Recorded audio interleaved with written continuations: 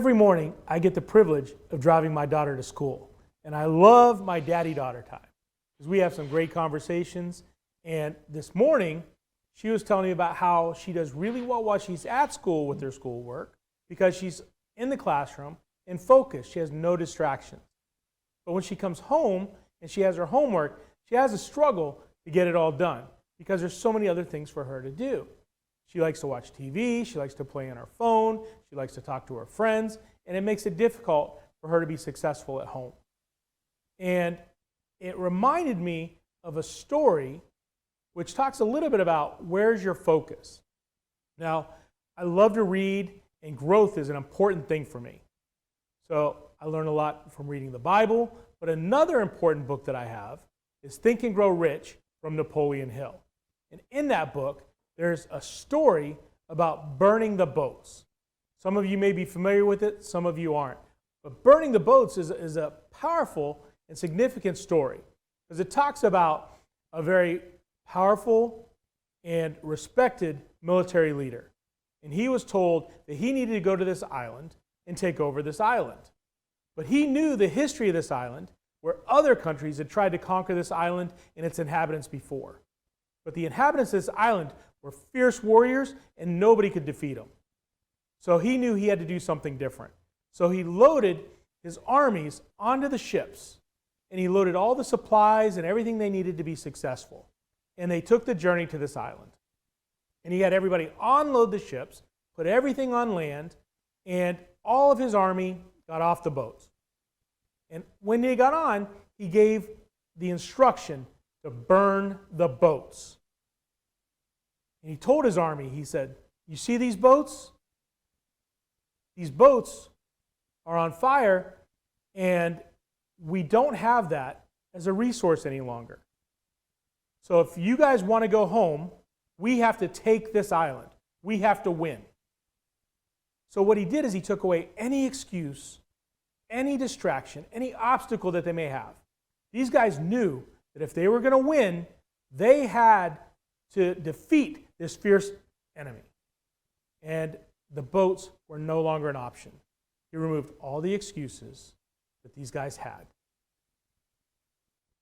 So they did win the island.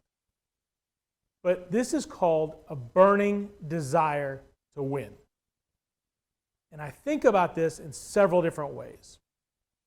Sometimes the only way to make sure that you win is to know that you have no plan B, no alternative, no excuse for not succeeding. I look at it like this. My family is everything to me. My wife, my children, they mean the world.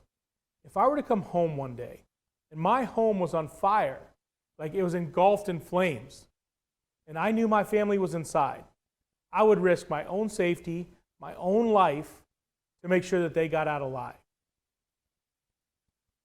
That is called a burning desire. Now, when I think about this, I think about you have that burning desire to win in all aspects of your life. I love talking about faith. I love talking about family. I love talking about people's finances because I know I can help people. But there's some other areas too. And as I was talking to my daughter, I realized this conversation I was having to her about her school was not so much about her and her school, but things in my own life that I needed to address.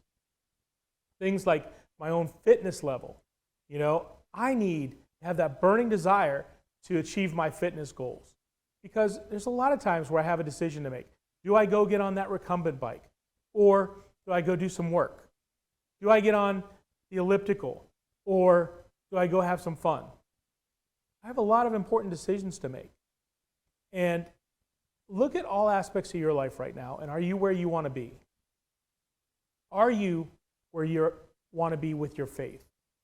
You know, are you satisfied with your faith? Because how many times do we make a decision between going to church or going on a picnic?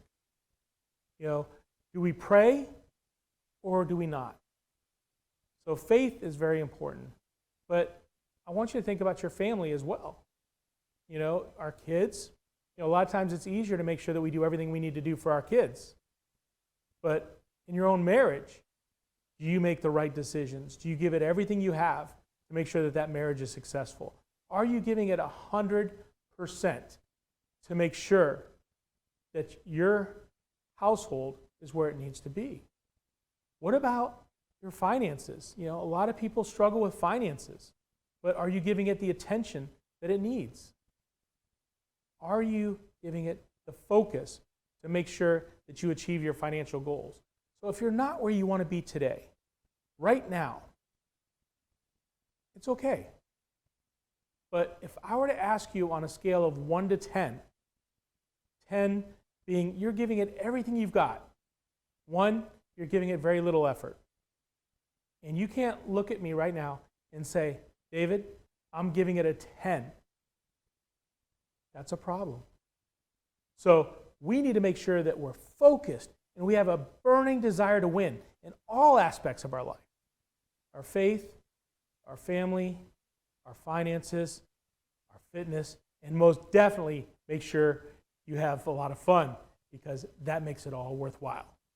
So think about which areas you want to improve in your life, make it a priority, and give yourself a burning desire to win because you can have it all. So remember, good money decisions just make sense. Thank you.